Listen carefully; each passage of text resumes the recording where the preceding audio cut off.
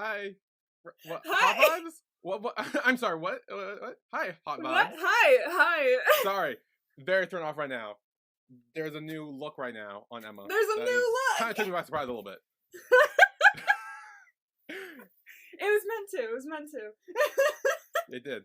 Hi, hot vibes.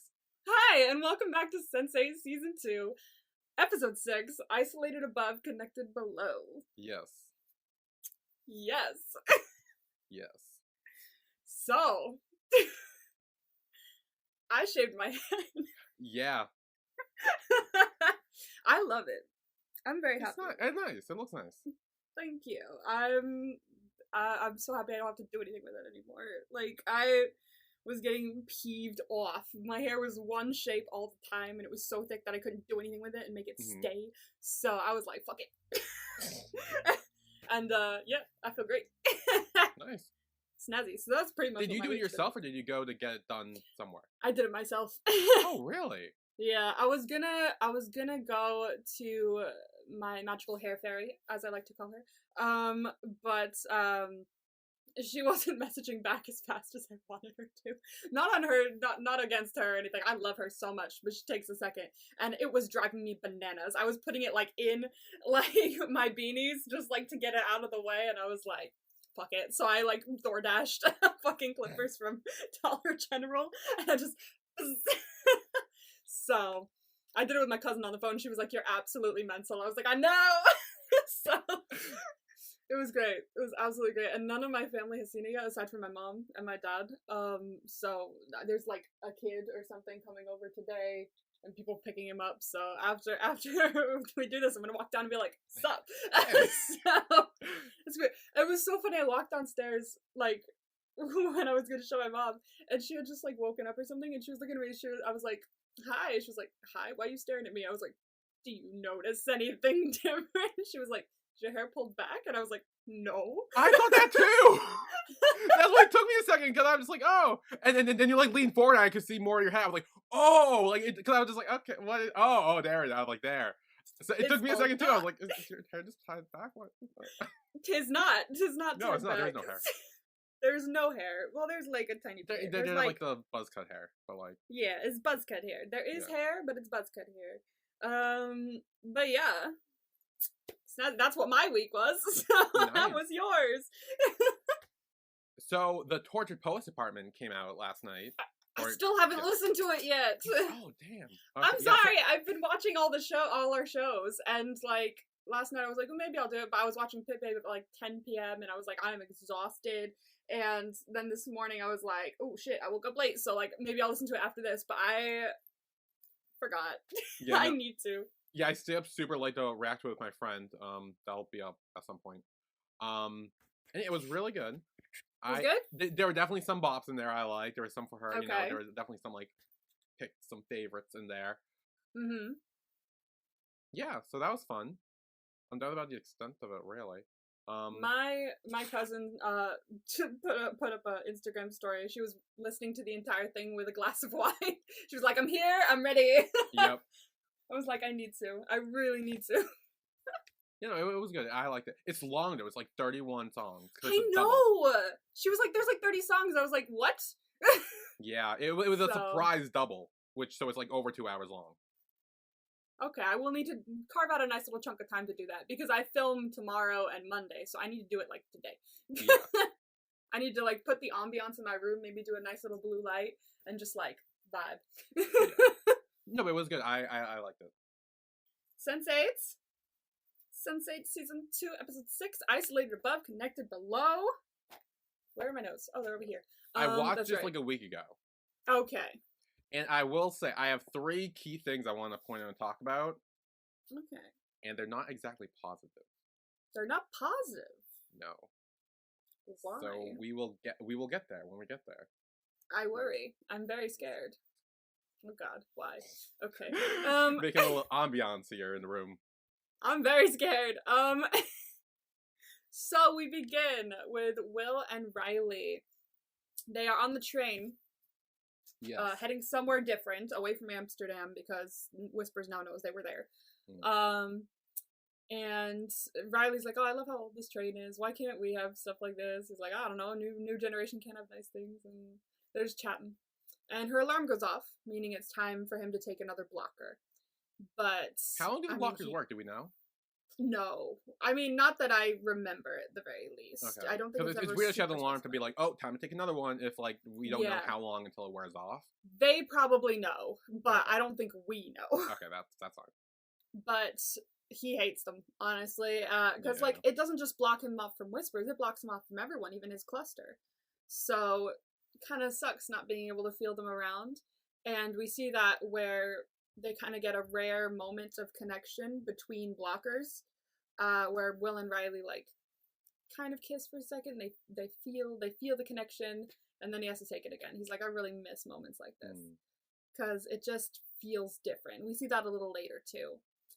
And so he takes the pill. Seconds later, the man from the rave appears to Riley. Mr. Hoy, we will call him. Sylvester McCoy, the Seventh Doctor, if you will. I don't know. Yeah, I will. I will. And she's like, you're from the rave. I recognize you. Hi, I'm Riley.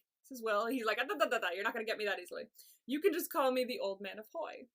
Because he's like, it's kind of weird that, like, you knew exactly when to leave. And this whole thing happened. And he's like, I don't know if I trust you. And she's like, great. So she's telling Will everything that he's saying. So he doesn't trust us, but he's here, at least, kind of.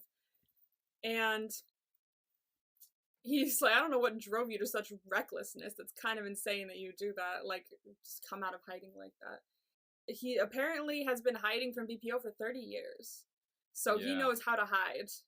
He knows how to stay out of their way. Evidently, apparently, according to him, by not being the trusting kind. he doesn't really connect with a lot of people. Or so we think, until later. Yeah. And he suspects they'll see each other again soon enough. He's like, don't worry. We'll pop up again. And then he disappears. So that was our first little instance of Mr. Hoy, we will call him. Now with Sun, she approaches her teacher, who's outside drinking tea, and she's like, I have to go. He's like, yeah, I knew that. Like, once the officer showed up, once the detective showed up, it was only a matter of time before she had to go, because they kind of know where she is-ish. At least he does.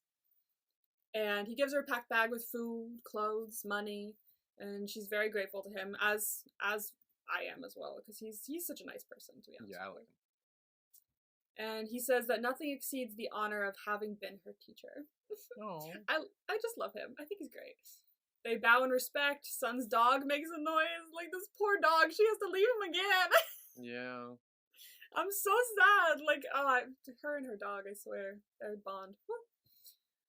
And apparently the teacher says the dog used to stare at the door, waiting for her to come back. That's her family, dude. That's her family. She promises she will come back. And he says that they'll be waiting for her. So they hug and she leaves. So she's on the road again, alone. Now with Lito, I love this scene. Lito is cooking while Danny and Hernando are kind of like, are you mad at us for kind of pushing too hard about pride and everything like that? And he's like, no, I've mostly been mad at myself. And this isn't on you. Like, I know you care about me, and that's where all this is coming from. And he says that he has some important news to share. And he hands them a piece of his mother's special omelet that he made. He's cooking for them. He's making everything really nice. And he's like, family, I have some exciting news. And I can't really listen to anyone, you know? It's hard for me to actually listen to what anyone says, but a clear voice came to me last night. And it said, family, pack your bags. Because we're going to Sao Paulo. So he's like making it really fun, and they're just like so excited, and everyone's really happy, and it's just great. I just love this scene. It's really cute. It shows how close they are and everything like that. And I don't know, they're happy for each other, so it's really nice. Now with Nomi and Amanita get to return to their loft finally. Now that all the now that she's dead, in quotes. Yes. And they're just happy. They put their bags on the floor. They're looking around. They're kind of taking in the moment. They laugh. They kiss. They're happy. Okay, I did have a question about this though. Okay. Didn't their place get destroyed or ransacked? Yeah, but remember, they did sneak back in and fix everything up. They snuck back in. Oh, right. Okay. Yep. Okay, because I was Yeah. gonna say, like, I'm like, when did everything get so like cleaned up after the rain? Okay, yeah, no, you're Yeah. right. You're right. They snuck back in for a bit. So they did fix it up, and it's been fixed up since then. But they're home. Yeah. Now with Capheus, we get some interesting development here. Yeah. Capheus finds Zakia waiting for his van in the city. She tells him she's kind of looking for some courage, wondering if she could borrow some.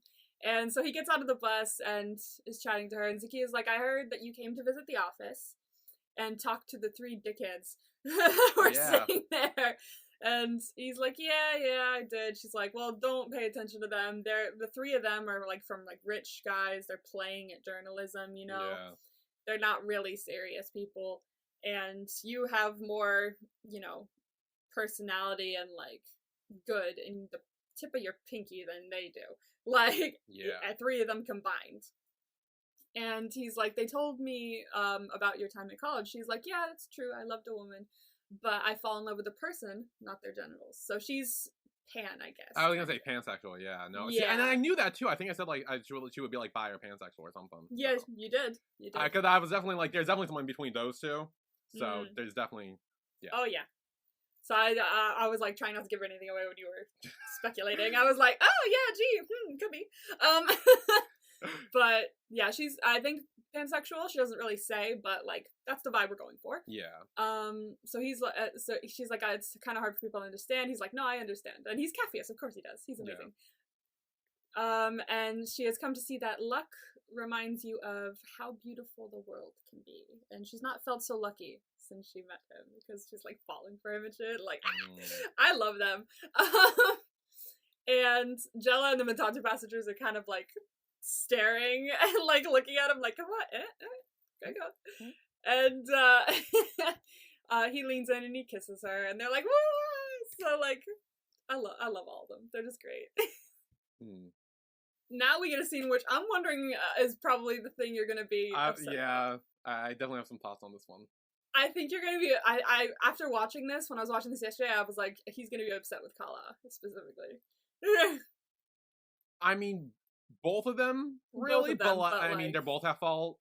But like, there's something Kala does later that I figured you'd be kind of meta as well. Yeah. We'll get there though. Yeah. So Kala and Rajan are sleeping until she wakes up and kind of wanders out of the bedroom. It seems like she's in maybe a daze, but she's more like feeling the, you know, sensacity. And Wolfgang is cleaning his shoes on his bed, and she goes upstairs, and they're kind of like both. He's kind of swimming in her pool, in quotes. But then she jumps in, and then he's sitting there watching her. She walks into his room, and she's like dripping with water. It's very cool. Very cool effects that are shown here. Or the way they cut things. Her walking in, like, covered in water because she had jumped in the pool, like her own pool. Very cool. And Wolfgang looks at Kala and asks what she's doing here, and she says she's trying to be brave.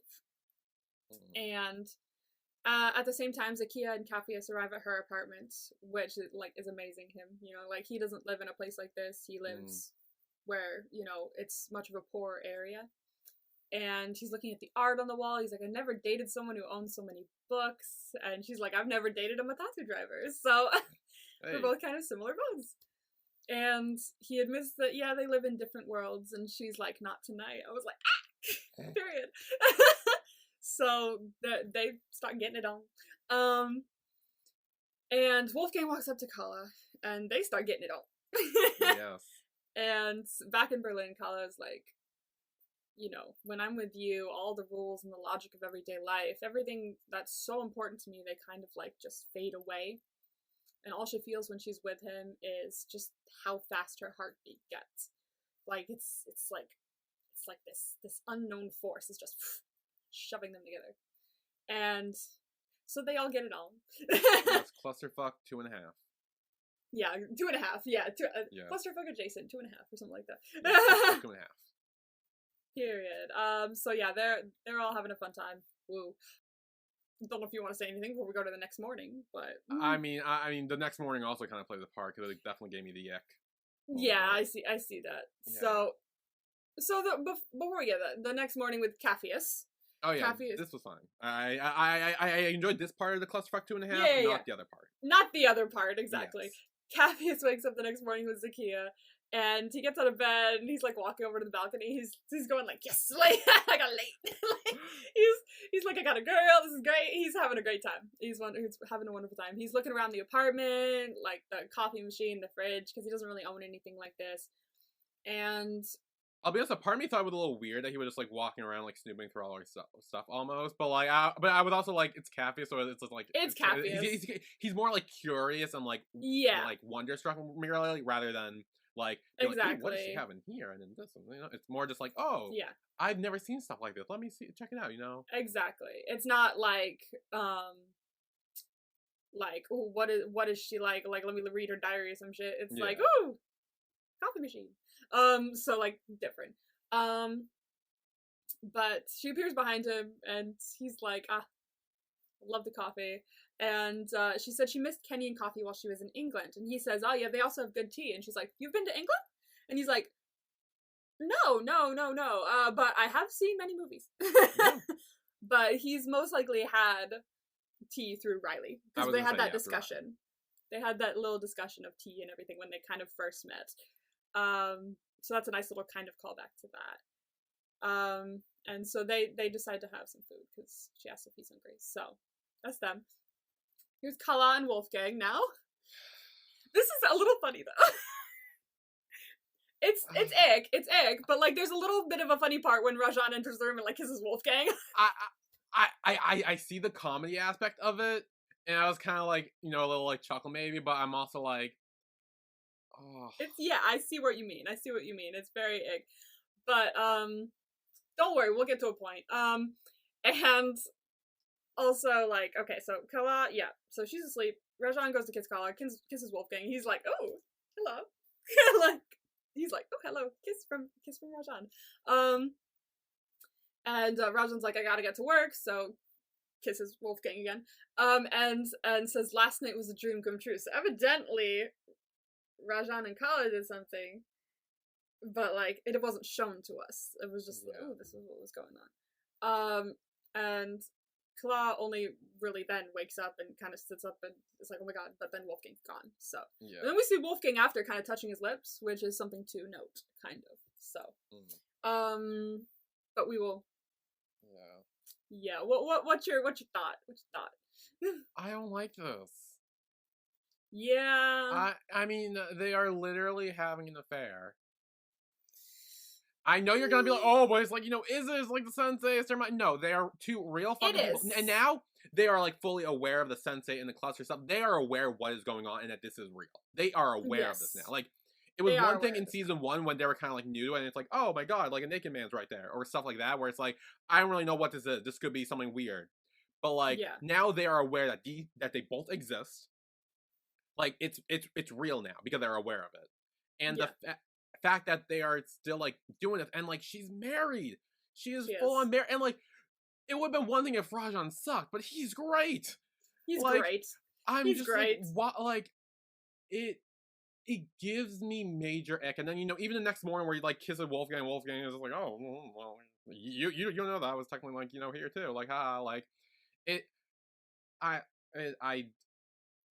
not a fan of this, and like it sucks. In season 1, I was like really looking forward to their relationship, but because it's happening in this way, it's really ruining it for me. Okay, I see that. I'm no longer a fan of the relationship, and it definitely hurt the characters as characters a little bit for me as well. Okay, so. I see where you're going with it. I see what you're saying. I'm wondering how you'll feel as the show goes on and as we go towards the finale specifically. Because obviously, something here has to be like resolved or talked about. Yeah. But as we get to the finale, I'm excited to see what your opinion will be on that, because I definitely see where you're coming from here. But I don't know. There's interesting circumstances that I'm interested to hear what you think about, but not yet, obviously. So I see what you're saying, though. I see what you're saying. So now, with Capheus, him and Zakia are having nice little breakfast on the patio of sorts, maybe at lunch, I don't know. And Capheus tells Akia that the DRP, the Democratic Republic Party, came to his door and asked him to run on their ticket. He's like laughing about it. He's like, isn't that crazy? She's not laughing. She doesn't find it funny. She's like, I've interviewed Kolmanyaga, and he seems like a very intelligent man. Maybe we should like actually pay attention to what he's saying. Yeah. And he's like, I'm just a Matatu driver. I don't know what you mean. And Zakia says, well, that's why people would totally vote for you. You know, they trust you. You're on their level. You're around them every day. They see you and they know who you are. And she only pays a fraction of what he does for running water and electricity because the government doesn't really care about the people in his area. But Capheus does, because he lives there. He knows it. Yeah. And at the very least, Capheus should maybe hear them out. So maybe we're having a beginning of something for Capheus here. We're going to hear more about him maybe running for something. Because obviously, he would honestly make a great, like, whatever. Leader. Like, not leader. Yeah. Leader, yeah. For sure. He would be great at that. Absolutely. So it's something for him to think about. Now with Lito, Hernando, and Danny arrive at Sao Paulo airport. They flew there. And they're welcomed by a small but very enthusiastic crowd. Yeah. Turns out there's a lot of people waiting for him to come. And a man hugs him and tells him he's a big fan. He hands Lito a packet that includes the schedule of events. This guy is like apparently running a lot of things at Pride. Apparently the parade will kick off after Lito's address. And Lito's like, I don't know about an address. What do you mean? I'm gonna have to speak? And he's like, oh, it's only if you want to do it. Only if you want to. So he gives him the option of an out if he needs it, which is nice. And so then they go to greet all of the fans and everything like that and move forward with that. But evidently there's maybe an address that Lito has to think about. Yeah. Back with Capheus. He's almost home when he sees a big car pull up, and Silas gets out and goes to let the woman out of the car as well, and it's his mother. Yeah. Evidently they're hanging out. And they come up to him, and Silas tells him that he saw the interview on YouTube and that, oh, you were amazing. But Capheus is a little too shocked to respond. He's like, what are you guys doing? What is this situationship going on here? What is happening? And Silas awkwardly leaves. He's like, I'm just gonna go for now. Fair. You guys, you guys can talk. I'm gonna go. Yeah. And so him and his mother go inside. And inside she finds that the dinner she prepared for him is untouched. And he's like, well, then it appears neither of us spent the night here. Oh, burn. Interesting. And so they ask each other if they should be worried. He's like, oh, should I be worried about you? He's like, no, should I? And they're like, no, that's fine. And Capheus admits... I kind of like that little banter moment of them. Exactly. Like, I love their relationship, and, like, no matter what, like, even if they're like, what the fuck is going on, they love each other at the end of the day, so. Yeah. And Capheus says he's surprised, as he's like, we both know how Kenyan men are not very open-minded, and that she has the virus, you know, so he's, like, kind of shocked that this is happening. And then she reveals, did you never really realize, like, how he got all this medication for me? It's because he has it too. He has HIV as well. So, that's why he had easy access. And so we're both kind of in that boat, and they kind of bonded over that. That's kind of sweet, actually. Like, not it is, I mean, actually! In a weird way, it's sweet. Because it's like, oh, they both have HIV. Aw! I ship it. Like, it's like, oh. I ship it.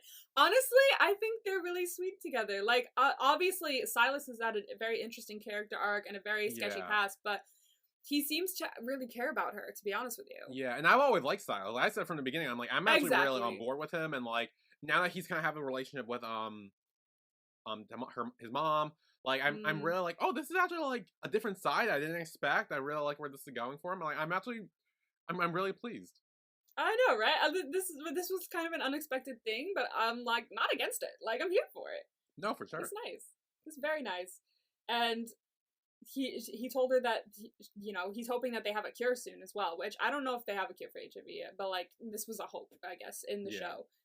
And Kathy starts crying, and he's like, I sometimes forget that life is not full of surprises. It's also full of gifts. Because he loves his mother, and he just wants her to be healthy again. So... Oh, I hope she doesn't. They hold hands. They're like, what, Capheus? No, his mom. Oh, his mom. Yeah. Look, Yeah. please no. Please no. Because I was like, because I don't know why I'm always thinking about who's gonna die. So Oh, like very true. Yeah. I'm constantly like, I still have a feeling Son might die at some point. Like I'm still like worried about like now I'm worried about his mom too. Like that conversation was kind of like, oh no, please don't foreshadow something. Like Please they're don't finally die. starting to be happy now. Like they're building their own little Yeah. family, and it's like, oh no, I'm gonna be sad. Honestly, yeah. Please don't kill people off. Like this is a show that totally would. So like, I always worry, bruh. But like, yeah, she's so sweet. So please don't kill her off. So now we go to Riley and Will. They enter their new safe house. They're in London. And he's kind of amazed by the whole network of underground places that she knows. And she's like, yeah, the rule is to leave it better than you found it. So I always try to leave a little gift when I have a good show.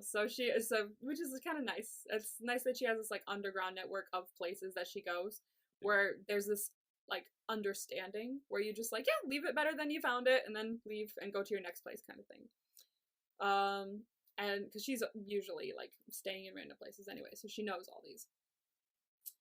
And she grabs a pile of newspapers from her bag that she got at the train station, and they can use them to cover the windows. So they're in their new safe house, in their new little box of not going outside to make sure Whispers doesn't know where they are.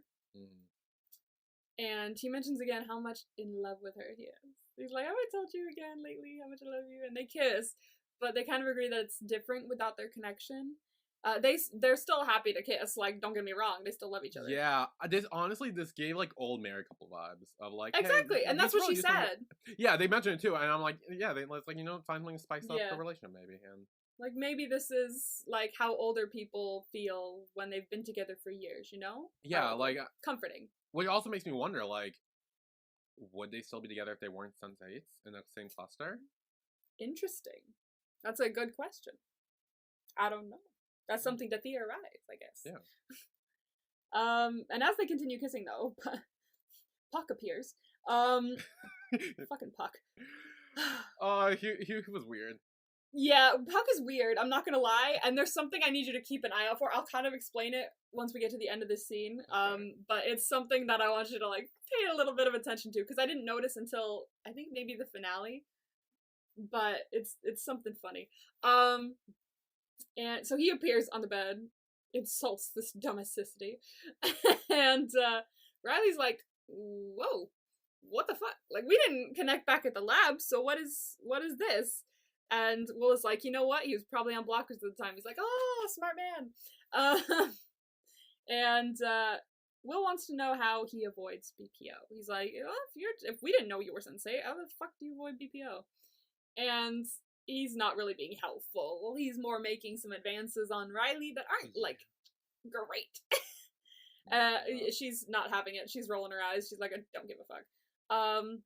He's like, look, we need Puck's help, though, because sooner or later he's gonna need their help too. You know, we need to be in this together in order to take down Whispers. Puck says, look, you can generally assume that a sensei you meet collaborates with BPO, which is why I don't trust you either. So apparently no one is trusting anyone here. I mean, that's their general rule of thumb, actually, yeah.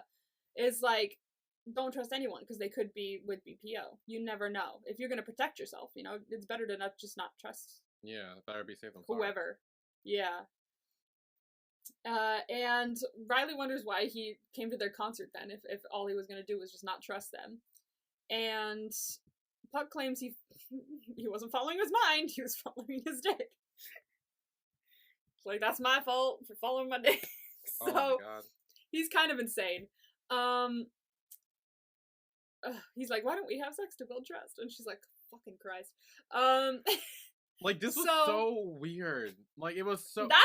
That's like, I mean, I get it was supposed to be weird and uncomfortable. Like, it's almost like I want to laugh because I'm uncomfortable, not because it's funny. It's just like, I'm like, kill me now. That's what you're supposed to feel when you see Puck, I think. Is good, like, okay, that's laugh. How I felt. Yeah, I'm gonna laugh so I don't feel uncomfortable kind of thing. Yeah. He's like, call me when you get bored of Will, and he fucks off, but then she pops up near him, he's in Italy right now. Yeah. And she asks him where he gets his blockers, because evidently he knew what they were when they met.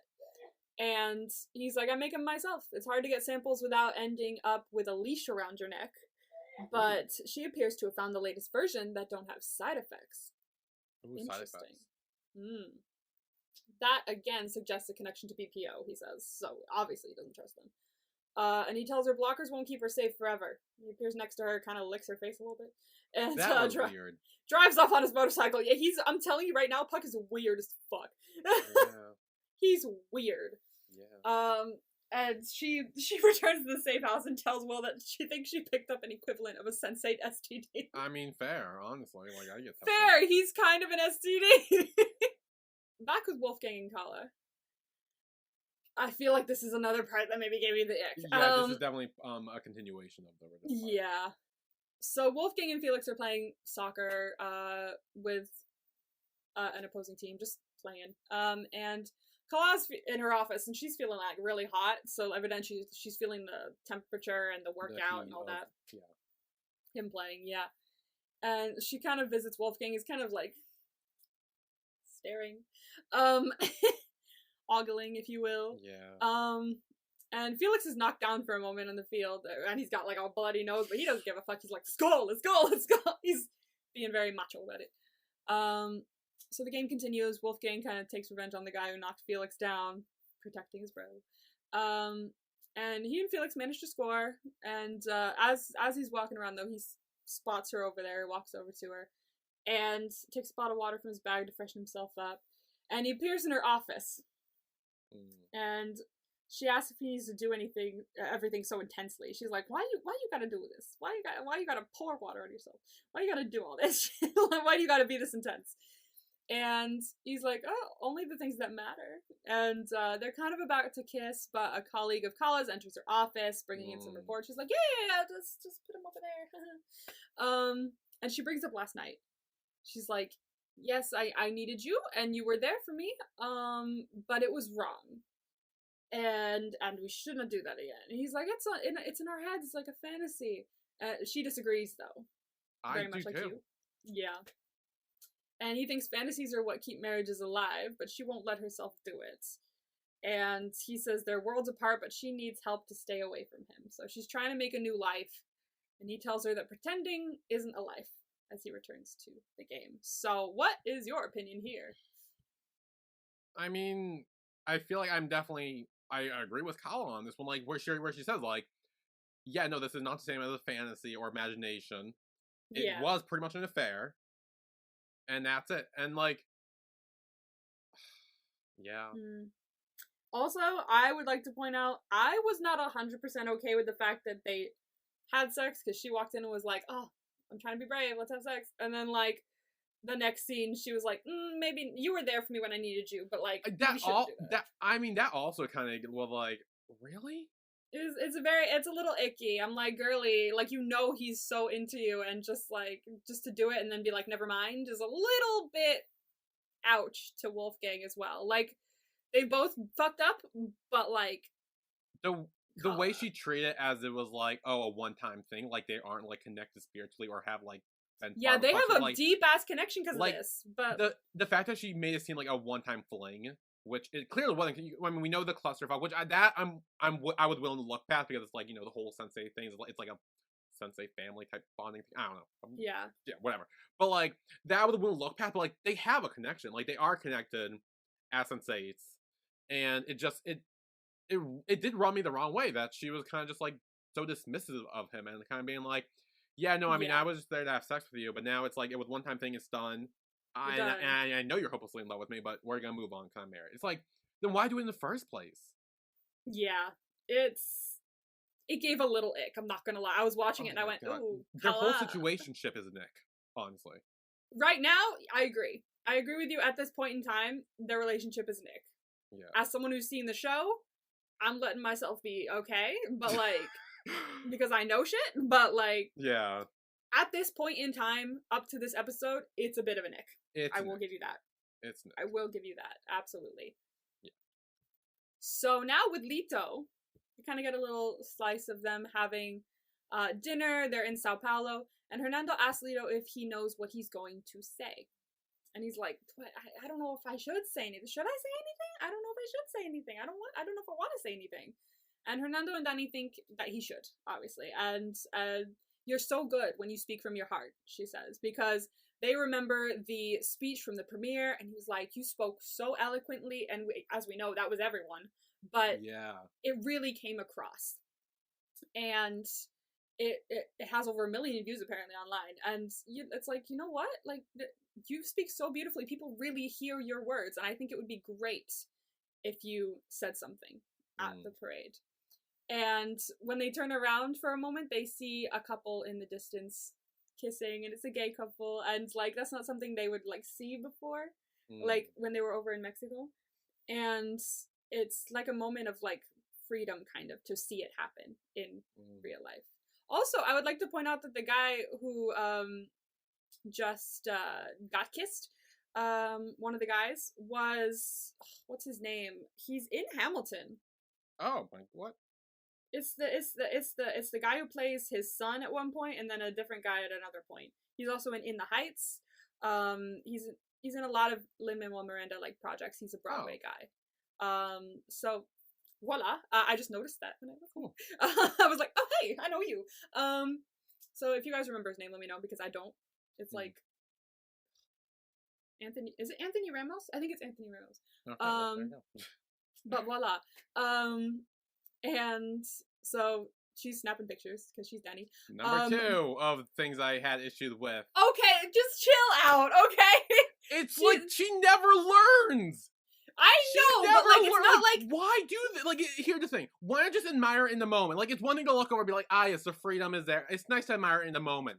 Then to take pictures of it. They don't know who the fuck you are. I agree. Like, I literally was like, she never changes. We are halfway through the final season. You said she would be better this time. I have yet to see that. She is better, because everything that happened in season 1 is not as extreme as it happened here. Okay, but she it's is better still like the little like things of her still like the root of the bad things she did in season 1 are still here, and it's like, I do agree with that. Why? Yes, but like, I agree that you shouldn't take pictures of people, because as we've seen in many a BL, it's fucking annoying. But also, I do want to point out that, like, this isn't a couple that's, like, in the closet. They're obviously kissing in public, which is a positive thing, that she's not that's thing. I like the fact that with, you know, freedom, and, you know, they were making out in public or whatever, and they were, like, admiring. They looked over and they're like, oh, that's so sweet, that's so nice, love that. Yes. There was no need to take a picture of it. Okay, I do agree with you. There was no need to have 2 pictures of random people making out on your phone, which we all know what she's going to use that for later on. Okay. I'm just saying. Okay. I didn't like it. Okay. Once again. I know. Okay. Hopefully, like, I mean, like, we're not gonna see anything come from that, so it's not gonna be like a big thing. But no, like, it's the fact that she still does it is what I know. Like, but whatever. Okay. Anyway. With that, we're gonna take a break, and when we come back, we go to Pride. Yeah. Yay! I love that scene so much, so I'm gonna be talking like a lot about it. Okay. So we will see you when we get back.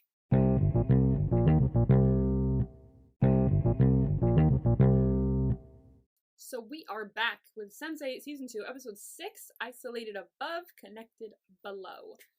So, we're at Pride, bitches! I love Pride. And I love Pride in this show as well. Like, I just, every time anyone's at a Pride parade, I'm just like, because I really, Pride is like such a thing for me. Like, whenever I go to Pride, I just feel like so happy. And so, like, whenever I think about it or see it on TV, I just get really happy. So, we're at Sao Paulo Pride, which I think I mentioned last week was one of the biggest Pride parades in the world. And fun fact, they actually filmed this at Sao Paulo Pride. I think you mentioned that too. I probably did. Yeah. But, like, they fully just went to Sao Paulo Pride and were like, can we film this? And they were like, sure! So, awesome. So, we're at Sao Paulo Pride. The parade's about to start, and the host introduces Lito. And he's like, I don't need to give an introduction, but I'm gonna anyway. Here we are, Lito Rodriguez. And so he comes up, and first he thanks everybody, and he wants to say that he's honored to be there. And then he waits for a moment, and then he's like, actually, that's a lie. I'm actually terrified. I've never been as scared as I am right now. He says, my whole life, I had to pretend to be something that I'm not. To become what he wanted to become, he couldn't really be himself. He he couldn't be a gay man and be working in the acting industry and in Mexico as well. It's all like piled on top of him. And this is something very courageous that he's doing coming out. And he's never been able to say it out loud, but he wanted to say to this crowd, he's a gay man. And it felt so good.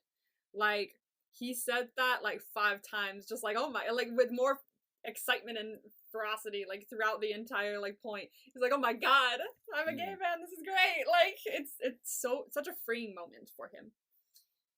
And he wonders why he was so afraid to say that. And the cluster is there with him, watching him in awe. And he knows people are afraid of people who are different from them. And admitting that he's different may cost him his acting career, but he's doing it. And for years, he was living in the fake life of a movie set, never daring to imagine that one day he might be brave enough to do something like this. And he goes and he grabs Hernando, and he introduces him to the crowd as the love of his life. And he says he's a better and braver person because of him. And whatever it costs him to be able to do this, he knows that it's worth it. And so he kisses him in front of the whole crowd. And it's just a really beautiful, lovely moment. And the crowd is excited for him. And it's just great. And he's like, all right, let's get this party started. Fuck it. Like, and so Pride starts. I have this song that plays during Pride on my Sensate playlist. I have a Sensate playlist. Oh, yeah. I think it's called like Sensate songs that make me homosensorium or something like that. But I love this song. It makes me really happy because it reminds me of this scene. And this is, as I mentioned last week, I think this is the shot of them like all like leaned backwards, like in a kind of a circular motion, is what I have as my little poster for Sensate. Oh yeah.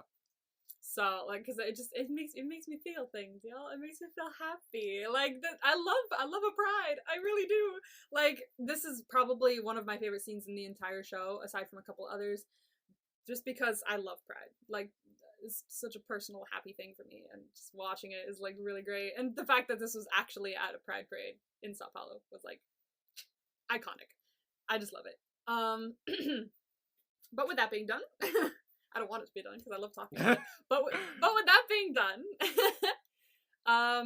we go to Sun and Riley kind of like going back and forth in their cities. And they were like, that was really fun. I was like, yeah, it was really fun. Everyone was dancing and having fun together, so they all had a great time. And they recall the last time that they met at this location. They were both kind of trapped in their own thing. And contrary to back then, Sun now kind of misses prison because it's harder out here trying to run from everything constantly, obviously. I mean, fair. And, yeah, fair. And Riley wanted to see her father, and Sun felt like she had made a big mistake. And so they've kind of switched places. Yeah. Which is interesting. And Sun's like, is there a way out of it? Or is this just how life always feels? She's like, I wish I could tell you. So they've kind of switched, but it makes them feel like they're still in the same place because they've switched. And they're like, well, because we're so connected, we're just in the same exact spot we were in before. It just feels the same, you know? Now with Nomi, she's getting fitted for her bridesmaid dress with her sister. This is so exciting. She gets to go to her sister's wedding like she wanted to. And she assures Tegan that the problems with her brain are over. She's like, they're gone. They're done. And she's like, well, that's a relief. And she's like, yeah, but I know her parents must be giving you grief for inviting me to the wedding. And not only that, but making me your maid of honor. And Tegan was like, no. They're fine. She's like, please, tell me the truth. And Tegan admits that her father told her she would regret it because he thinks Nomi's narcissism would lead her to make Tegan's wedding all about her. I don't like her father. For now. I was gonna say, I didn't necessarily disagree with it. It's not the most disagreeing statement, but also I don't think you should say that about your daughter, or like, you shouldn't say it like that, but like, when she first said that, I was like, oh, what? I was like, what the fuck? And then I was thinking about, like, I mean, actually, but like, she had a good conversation with Amanita later, where it's kind of like, exactly, where it's kind of like, yes, you are, but, you know, so it's like, and it's not like she's purposefully doing it either. It's just her life is the biggest mess right now, and she's going through literally everything wrong that could possibly be going wrong. So it's not like she's like purposely being like, no, it's all about me. She's trying to protect her family, Amanita, Bug, you know, like everybody, her cluster. It's just kind of a mess. Yeah. And the important thing is that she does recognize it and talk to Amanita about it later. Yeah, later. I did like that. Yeah. So, but yeah, that's what he says. And Tegan told him that she knows that he's wrong, and she couldn't imagine not having her sister at her wedding. So I love her sister. I think her sister's real sweet. Nomi thanks her for sticking up for her, and Amanita's really cute. She's like taking a picture of them off to the side. I love all these people. But then as they're talking, Tegan was about to say like, hey, I was wondering if I asked you for a favor or something. But then Amanita's like, wait, shit, hold on. The cabin. I know where it is. Apparently it's right near Dancing Water, which is the commune where Amanita grew up. Yeah. And so they need to go. They need to go now to go check that out. And so she apologizes to Tegan, quickly puts her other clothes on, and runs off with Amanita. Do we ever find out what she was going to ask her? I don't remember. I remember I thought it was something when I was first watching, but I completely forget what I thought it was. So I'm wondering if that will ever come back. I do not remember. I gotta be honest with you. But see, do I remember? I can't fully remember, to be honest with you. So I don't know if we ever figure out what that is, but I will say this, we do the wedding shit at some point, so it could have to do with that, who knows. Maybe. We kind of get this like trippy moment now with Will and Riley and Whispers and his wife. They kind of like are flickering, I want to say, and he's like laying in bed. Will realizes he's laying in kind of Whispers' bed without kind of realizing it ish, and Whispers' wife appears to him, who he sees as Riley, and is like, "Oh, time to save the world. Here's your coffee. Wake up." Whisper's daughter comes to show him a drawing. Her mother takes her out of the room. Whispers opens the vault in a closet and takes out his phone. So there was a phone in a vault, very secure, which means that something may be important. And apparently he has a message from the secretary asking Whispers to call him. He does so. And the guy says it's an important day for BPO. So the secretary wants to know how he's feeling because the chairman is going to be in attendance maybe or something like that. So something's gonna happen. And Whispers grabs some blockers as he's looking directly at himself in the mirror, and Will is like, oh, that's not me. Shit. And he's kind of startles awake. Wakes up, and the connection disappears. And he tells Riley, who's woken up kind of startled by him waking up startled, that something bad is happening. Something is happening today. Yeah. Just don't know what it is. So, with Wolfgang and Will, Wolfgang is in the shower when Leela appears. We see Wolfgang first.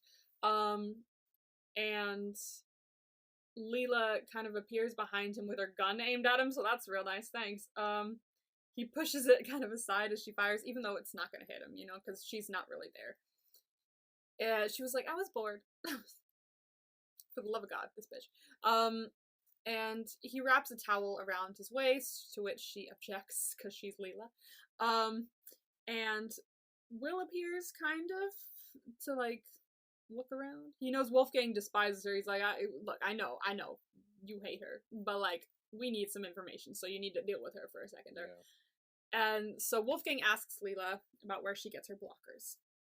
And she refuses to give her supplier's name. But Wolfgang shows her the picture of Whispers, and a member of Leela's cluster appears. So we get to see more on her side, and urges her to walk away. It's like, I see you're kind of intrigued by this guy, but no, we can't do this. And Wolfgang derives from her face that she's chatting with someone. It's like, is that one of yours? Who are you talking to? And Wolfgang visits Leela. She's outside on the street, observing Volker Baum as he's escorted into the building. That's one of the kings, the king that they were talking to. Yeah. And she tells Wolfgang that her dates arrive, and she disappears. So, shit's going down. But she crosses the street, going to enter, and Wolfgang shows up again. So they're kind of flickering a little bit. But I also want to point out that it's really fucking annoying that I hate her because she's really hot in this scene. Like, she got, I like, still gold like her. chains. I still have no issue with her. I know you don't. I know you don't, but I fucking hate this bitch. But, like, she's walking in, she throws her cigarette, she's got gold chains around her waist, and I was like, fuck. I know, like, like, nice. Well done. You're really hot, but, like, you suck. But, yeah, so she's walking across the street, she wants to enter, but Wolfgang warns her that Volker's bodyguards are probably going to return after having swept the room, since he kind of has an insider's knowledge of this. And she moves out of sight for a second, and when they exit the building, she's like, oh, you guys have a smoke? Like, you guys have a lighter at all? And as they go to get it, she shoots them both dead. So she's got a silencer too, so nobody notices. And with that, she just enters the building. Easy as pie. Yeah. And any guard she comes across, she pew pew. And she makes her way to Volker, and he's like, oh, I'm glad to see you. Unlike Fox, I see what you are. I know exactly who you are. I'm seeing everything. You're just like me. But before they can get any further, the antique dealer that he was talking to returns, and Leela swiftly kills both of them. So that means one of the kings is now dead again. We have another dead king. And Wolfgang appears, and he's like, Jesus Christ, was he right? Like, are something going on with you that's different? I feel like it is. And Leela tells Wolfgang that they're the same, but he mentions not having a leash around his neck. So evidently we think that Leela is in league with BPO. Because the last time someone mentioned the leash around their neck, it was Puck saying, I didn't wanna be over there.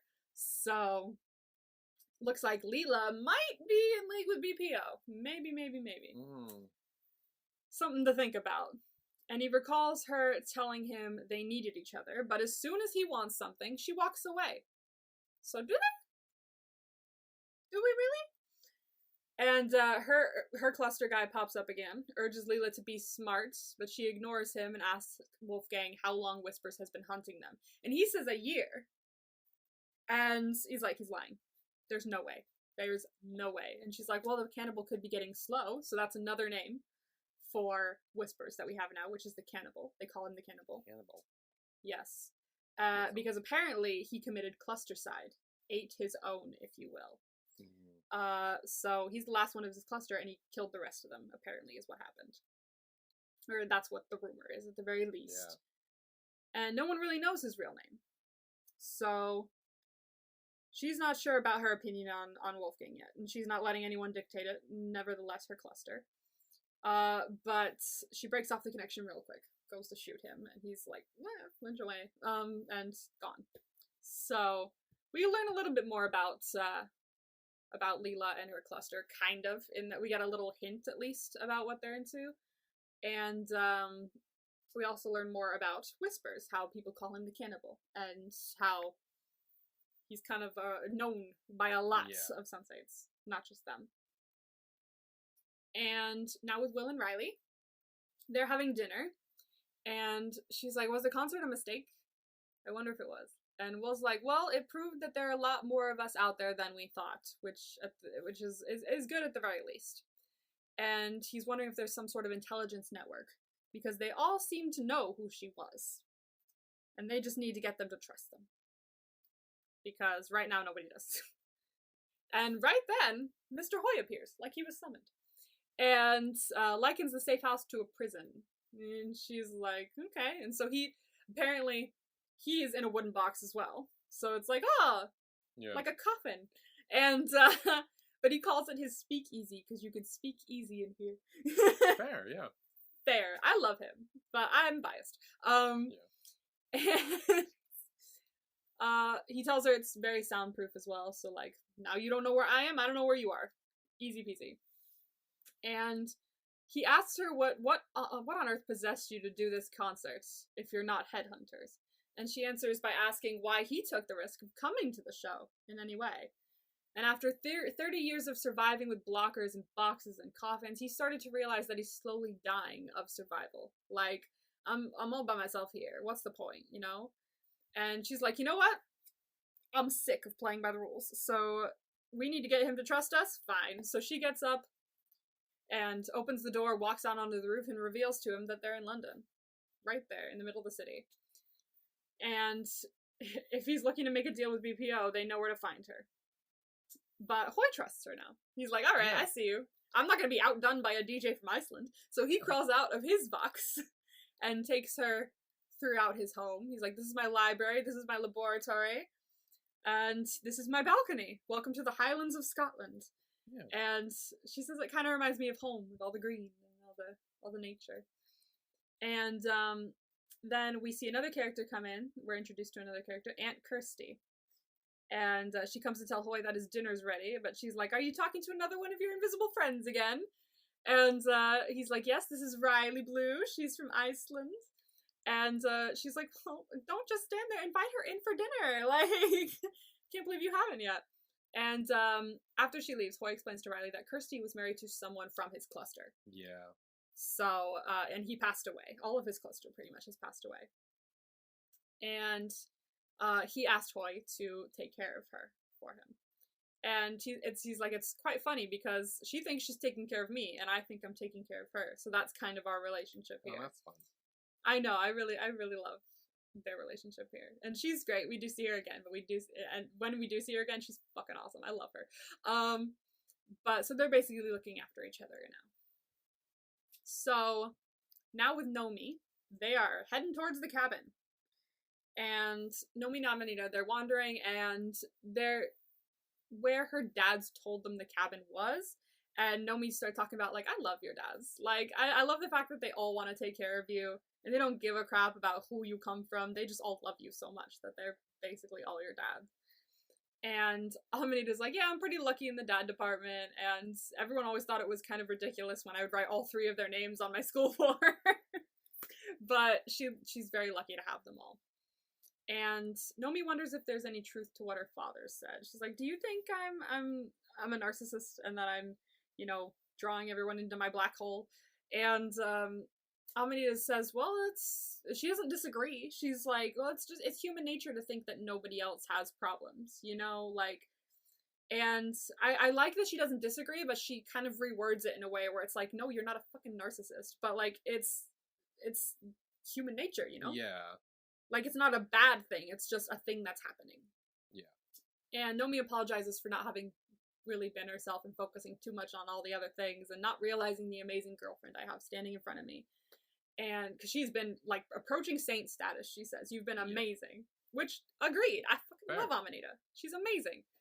And she says she wouldn't survive any of this crazy shit without her. And so they kind of have this nice little conversation about that. And they're so cute. They kiss and everything. I fucking love them. But then she looks to the side and there's Angelica. She sees Angelica there, or a vision of Angelica standing there. And so they follow her. Because that's the way to go. And back with Riley, she's talking more with Mr. Hoy. And he tells Riley that in 1952, a very covert conference was convened at the British Air Base on Cyprus. Authorities from NATO, the Warsaw Project, China, and the Arab League, all sitting in one room debating reality. So this is all about how BPO came to be. That resulted in the conception of the Biologic Preservation Organization. And he was there, assisting Ruth El-Sadawi in drafting the initial charter and guidelines for research into sensacity. So he was at that conference and he helped her kind of bring this whole thing to life. And signatories guaranteed human rights to sensates and agreed not to deploy them for military needs. And he has a picture of Ruth, and he says if she, knew what it'd become at this point, my god, it would, because Ruth, this entire time, we don't know who Ruth is, but, the whole point of BPO when she created it was not what it is now. Yeah. We learn about that in a second, but it just wasn't. And so, judging from the fact that Mr. Hoy was there when it started, that's another, insight into the fact that BPO just was not always like this. Mm. Now, back with Nomi for a moment, Amanita tells Nomi that she reads about Sicilium. She's been reading about it more in a book written by Ruth El-Sadawi. So she's getting kind of information from this source of BPO. And she described it as a morphogenic field and how it makes connections like synapses in the brain, storing them similar to memories, which is why we're seeing Angelica right now, who is not alive. This is kind of a memory. And a flashback shows Angelica introducing Jonas to the mother of the clade of sequoias, which is like, she's a nature person. She's, what was it, an ecologist, I believe it was? So she's like, trees. But like how that, you know, kind of connects to what they are in a way. Because like the trees can connect to each other, so can we. And Nomi sees it happen as she's telling her that, because she has Angelica's memory in her. And she tells Amanita that Angelica lived here. She's like, I can see it. And we see the cabin as it is back then. And Angelica looks so different, so peaceful, making music with Jonas. Now back with Riley again. Riley wonders why the charter didn't just announce the existence of Homo sensorium to the world. And Hoy's like, look, we all know sapiens. He says sapiens because he's Scottish. Sapiens. When sapiens feel safe, they're nice. They're great. But when their inner demons are fed, when they find reasons to divide themselves from otherness, they're capable of bombing cities and hunting millions of their own into gas chambers. Yeah. It's a very powerful statement. And that is why they're capable of, that's only what they're capable of doing to their own. Like, we are not the same as them, so what would they do to us? And that's why Ruth advocated for total secrecy. She wanted absolutely no one to know about sensates. We can't let anyone know. And apparently Ruth herself wasn't a sensate, but her twin sister was. And not long after her cluster birth, she was stoned to death for witchcraft, because they grew up in Egypt, and they figured, oh, this woman is not, she's a witch. So they killed her. And so that made Ruth turn from like scientist to crusader, and she did everything in her power to prevent it from happening to someone else's sister. And that if she were alive today, she would weep if she saw what BPO had become. So, damn. It's a lot of information that we're getting about BPO, but I do love the information that we're getting. It's really interesting. Now with Nomi again, the visions Nomi has of Angelica's past kind of changed from happy to dark. And she's defending her research to her cluster, who accuse her of like hiding out in Walden while they herd the rest of them into cattle cars. And only Jonas is really supporting her, honestly. And after the fight, Angelica wonders if they were right. Jonas plans to go to Iceland. Whispers is listening in through his connection to Angelica, so it's very much kind of tearing her apart. You know, she wants to do this research, but like Whispers is obviously the bad side of all this, and Jonas is the good. It's very much angel and devil on her shoulder. I was gonna say, very like, yeah, very angel devil. And back with Riley, we're kind of flip-flopping here. Riley asks Hoy about Whispers. And upon seeing his picture, Hoy tells her he either underestimated her recklessness or her courage. And once again, we ask for his real name, but Hoy doesn't know. No one really knows. And neither does he want to be honest with you. I would love it if his name really was just like Bob or something. Just like a completely random ass regular name. And it's like this whole like big deal, and it's like, oh, Bob.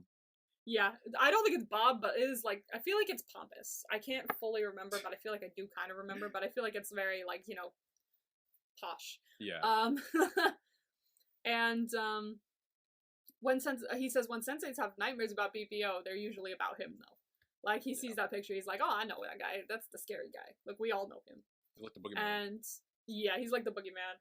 And Riley asks where she can find him, and he doesn't understand why she'd want to know. It's like, I don't know where the hell you're getting your brass coolies, he says, from, but like, you're like insane. Like, dude, no. But I can't help you if you're looking for him.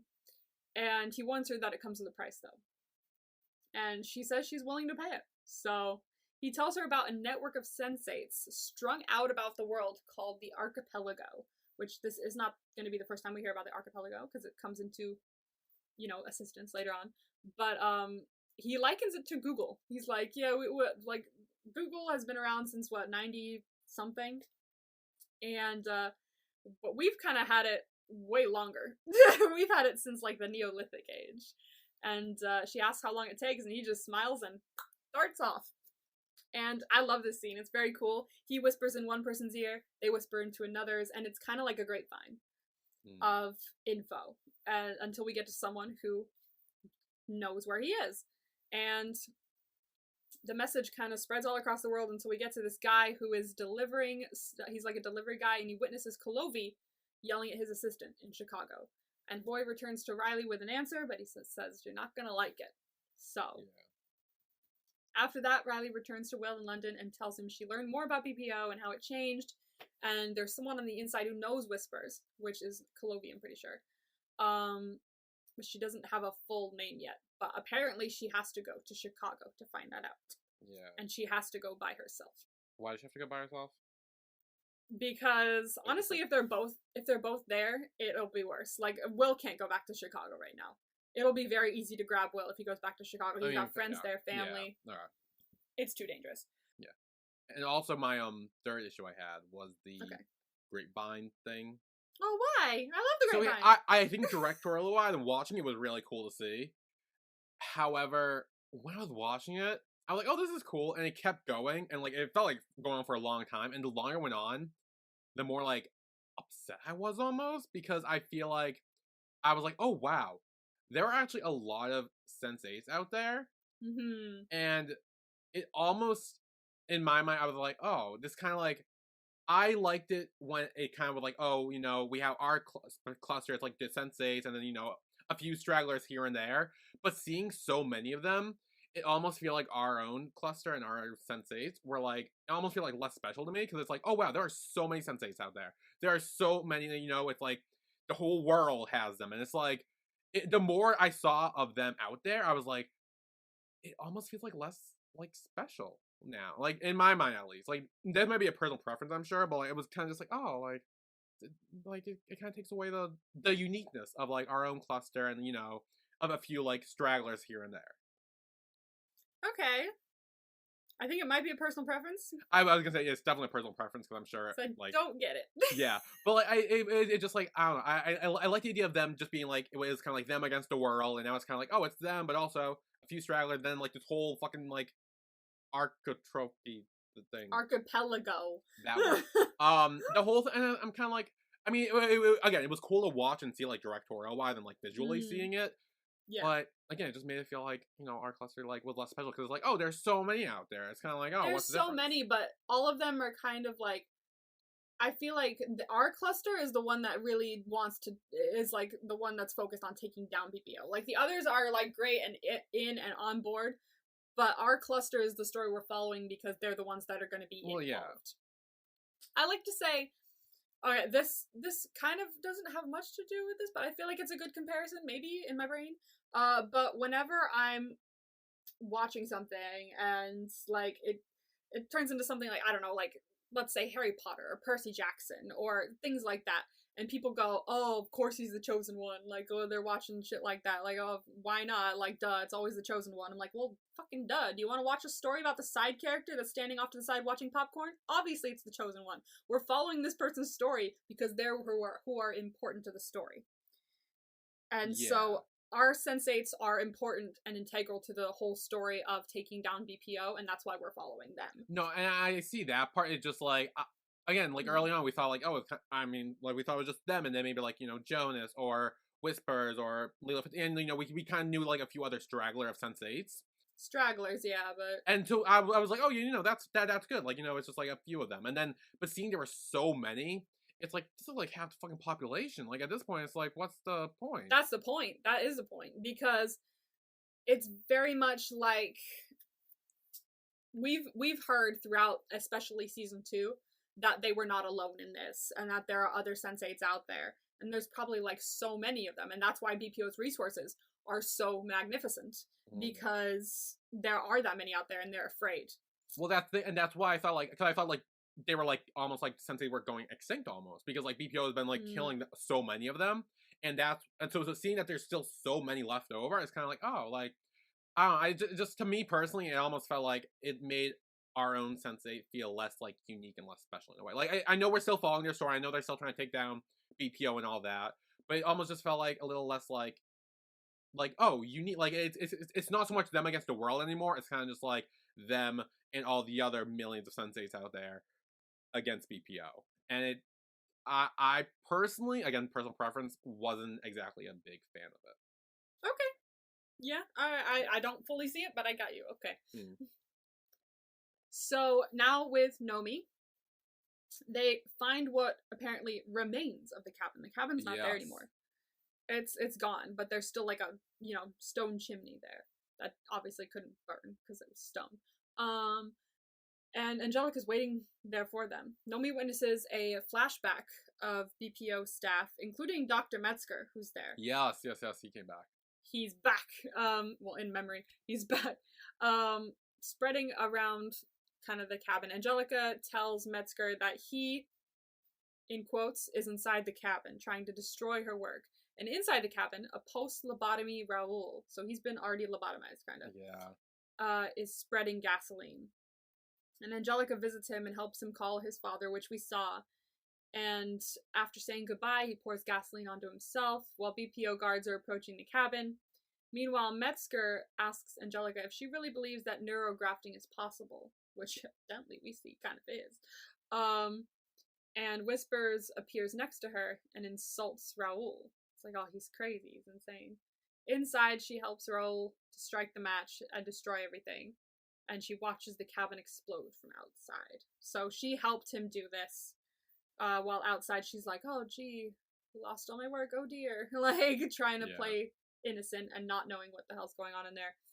And she says, I'll just start over. So evidently, this kind of shows that she's not really on BPO's side any longer. And that she's trying to destroy things with as much as she can, at the very least. Yeah. Take it down from inside, if you will. Yeah. And at that moment, we see Nomi tell Amanita that she doesn't exactly know what happened, but everything started to go wrong when Angelica went to Chicago.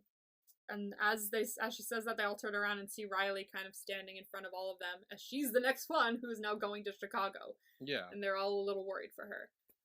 And that's where it ends. Slight cliffhanger, not a big one, but slight.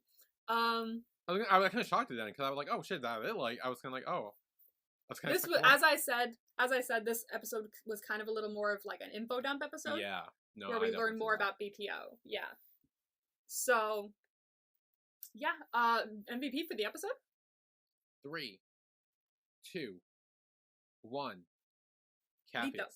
I say Lito because I just really loved his speech, and I know how like much he had to like get through to actually say this speech. Like he would not. If you look back at season 1, Lito, he would not be here right now saying any of this. And just the fact that he's grown so much and has been able to like free himself in a way, it's just, it makes me want to cry sometimes. So like, beautiful. Anyway, how about you? I said Cappius, because I like the whole like I like the scenes with him in this episode. I really did. I think, you know, him with what's her name? Zakia. I like the scenes with him and her, and like their kind of relationship starting to blossom. I like, you know, the one with him and his mom, and like when they're kind of like, oh yeah, no, she might be having thing with Silas, and like their conversation about all that stuff, and seeing that he's more like inclined to start maybe running for like office or run for leadership or whatever. Like I really liked his like story this episode, even though it was mainly like a few scenes in the beginning and not so much in the back half, but like it was one I like really like. Every time it was on screen, I'm like, I really like this. I like this. This is nice. Yeah. Cappius is always great. Yeah, always. All right. You want your grade? Not really. I feel like So, you didn't do the worst, actually. I think you only got 2 wrong. Out of... You only, if we're including the title, out of 5. You only got 2 wrong out of 5. So that's in the plus. That's in the plus. It's yes. in the green, if you will. So the title, Isolated Above, Connected Below, you said had to do with Riley, because I kind of explained that it had to do with like Mr. Hoy, and they were connected. So, you got that right. Pride, you said Lito, you were right. Crime? Pride. Yeah. I was like, what crime happened? What crime? I mean, many, but... Well, I mean, many crimes. But not with Lito in this episode. He was fine. No, not with Lito.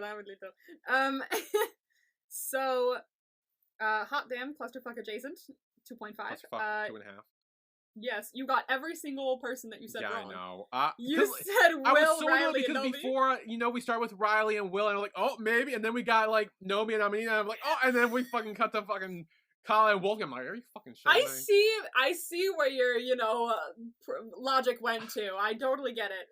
And Cappies and Zakia weren't even, like, together at this point before this episode, so we heard she might be a lesbian, so, like, I was like, I didn't, I, like, this was, like, the worst, like, it was, like, the events leading up to this all happened in this episode. There was no way for me to predict it beforehand. I'm just saying. Yeah, there wasn't. I'm gonna give you that. There wasn't, but you did get every single one wrong. Someone gets shot. Not a sensate. You said it had to do with Catholic. Who got shot? The king, one of the kings. Oh, also, all the people around him, was... but like specifically one of the kings. I completely forgot about that. I was like, oh shit. Yeah, you're like, who the fuck got shot? No, yeah. So you said it had to do with Capheus. You were wrong. Yeah. And the archipelago, which I did explain a little bit without giving it away, but so you got Riley and you got it right. Riley. So you didn't do the worst. I'll give you that. Fair. And for the next one, I didn't want to give too much away, so you only have 3 vibes and a title. Okay. Solid. So the title for season 2, episode 7 is "I Have No Room in My Heart for Hate." Who does that have to do with? I will tell you, it's a quote, obviously, because all the titles are. I will tell you, a sensate doesn't say it, but someone that's close to a sensate. Yes, it is said to a sensate, and it's someone close to a sensate that says it. I don't have room in my heart for hate. My first thought was Nomi, like maybe her sister says that to her if they like go back to wedding stuff. Like if, but I mean, I feel like we already know that, so I don't know why she wouldn't emphasize that. Do you want to say Nomi as your final answer or what? Nah, hang on, I'm thinking. All right. I am going through all the sensei and their like side pieces. Maybe Rajan would say it. Okay. I think I'm gonna stick with that one. I think. Okay. Technically Kala, but like I think Rajan would say it if she comes clean, and she's like, "Oh, you must hate me," and he's like, "I have no room in my heart for you." I could totally see him saying. I was gonna say I could definitely see that, which because he's would the make best on this Earth. whole affair thing even worse. The fact that he's so cool with it, like I would. Oh, well, like. Would you hate that? Would you hate that? It would make me dislike Kala more because I think, and like I would basically like Rajan more, which would make me mad at Kala more. I'd say. I see the logic.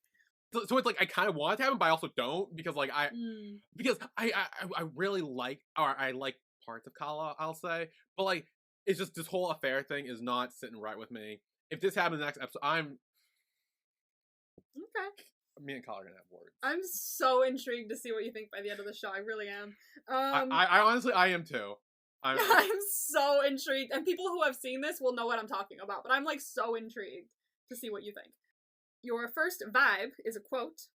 Okay. And it's not said by a sensate, but it's said by someone close to a sensate. Not to a sensate, though. Okay, not to. In the presence of one, but not to a sensate. It's "I am home." Said that way. I am home.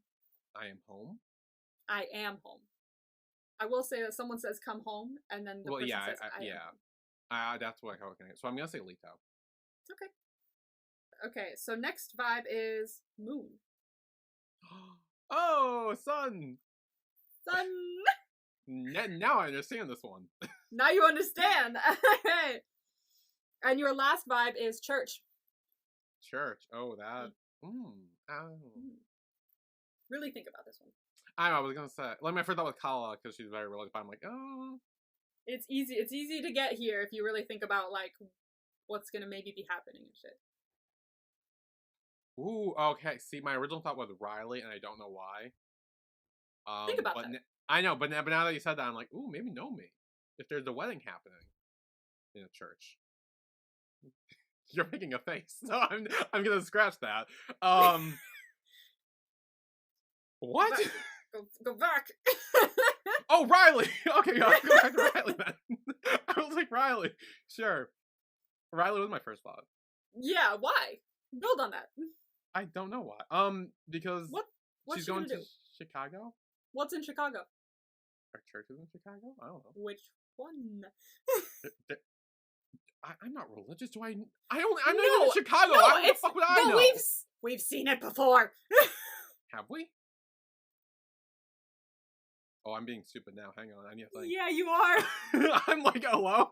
Mine. I got like, I didn't actually fall asleep last night till like 4 in the morning. And I kept waking up until like 8 every hour-ish. So I'm not very in it right now. But I'm trying church in Chicago. when the fuck did we go to a church? Think back to the first scene in season 1. Oh! I was like, when the fuck did we... It was like abandoned, destroyed church. How the fuck was I But supposed it's to know still a church, isn't it? So But it doesn't give church vibes. It's kind of like, oh, it's literally a church. it's more like a shambles. Okay, fine. Shambled church. That's your vibe. Fine. Okay, there we go. Yeah, she probably goes there. Yeah, okay. That's gonna be a tentative check mark for you. I put in parentheses. I really fucking helped with that. Well, I mean, oh god. Yeah. God. Anyway, that was season 2 for Sense8, episode 6. Isolated above, connected below. Join us next week for season 2, episode 7. I have no room in my heart for hate. Yes. Okay. Yay. We will see you all then. See you then. Bye, everyone.